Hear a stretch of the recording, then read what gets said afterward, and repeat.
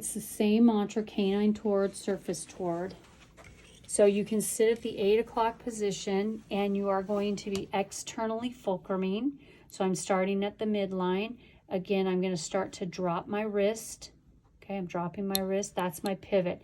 It's not so much the chicken wing in and out anymore. It's wrist up, wrist down. So my wrist is slightly up or at neutral. And as I pivot, I'm also shifting my fulcrum. So see how I shifted my fulcrum from back of the hand to set the tip. First pivot, I'm shifting to my pinky, and then I'm dropping my wrist a little bit more for second pivot. Then I'm going to lift my wrist back to neutral to set the tip.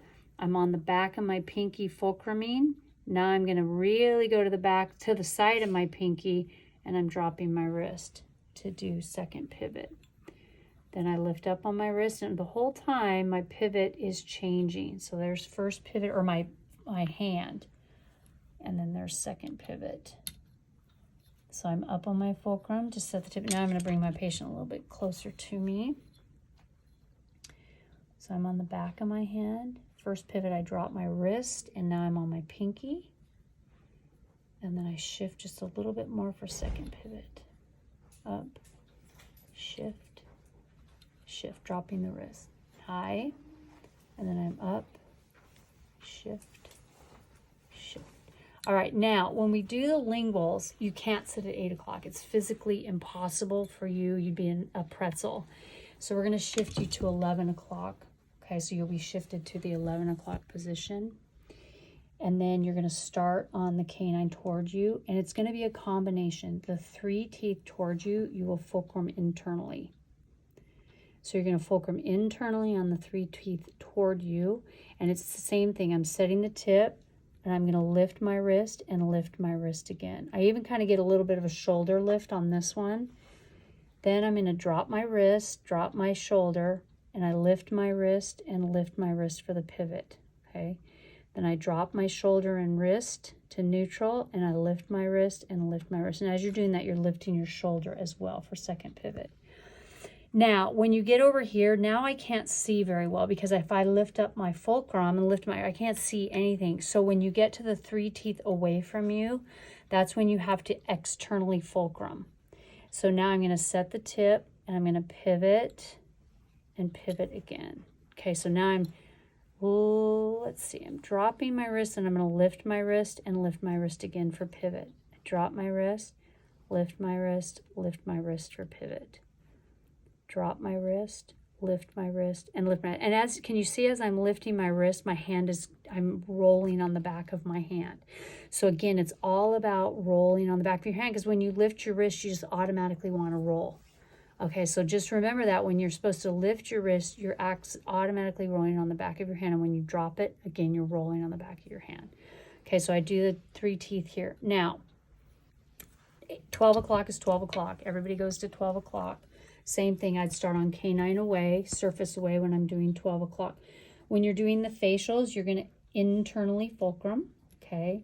So again, my wrist is kind of up, and then it's going to drop and twist around for second pivot. My wrist is up. I'm going to drop and second pivot, pivot, and then pivot again. Okay, so you can see that my palm's kind of open when I do the second pivot. So palm is kind of closed, pivot, and then I pivot again. Okay, and I'm pushing my wrist forward to get that second pivot. So I'm dropping my wrist, lifting the wrist for first pivot, lifting the wrist again for second pivot. Dropping the wrist to set the tip. As I pivot, I start to lift my wrist, and I lift my wrist again.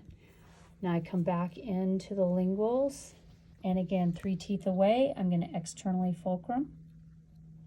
Okay, so I'm fulcruming on the mandible, and I'm dropping my wrist. So I'm lifting my wrist to set the tip, pivot, drop the wrist, lift my wrist for the midline, drop my wrist, drop my wrist. Okay, and all the way now, when I get over here to these 3 teeth toward me, I can internally fulcrum. So 3 teeth toward you, internally fulcrum. So if you're right-handed, you're going to internally fulcrum on 6, 7, and 8. And then you're really fulcruming, like I start on the premolar to do the canine, and then I move.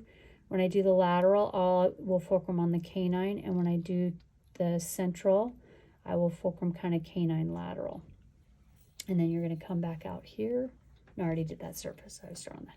Okay, so again, with the maxilla, it's wrist up and back, and you're rolling on the back of your hand. So you'll either be on the pinky or stacking your fingers, and you will fulcrum on your pinky, or you'll move the pinky out of the way. Depending on if you're in the molars, you're going to move the pinky out of the way because you need more room. But if you're coming to the anteriors, you got to stack the pinky so you can get up here on these.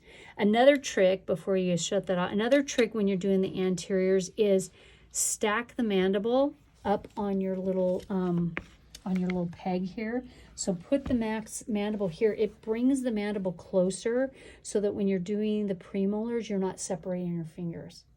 And then if you're doing the molars, because you need more room, just move this guy out of the way, and it opens up the mandible to give you a little bit more room to do the molars. And then you can just, if you need a little bit more height to do the premolars because you feel like you're separating your fingers, bring the mandible closer to the maxilla.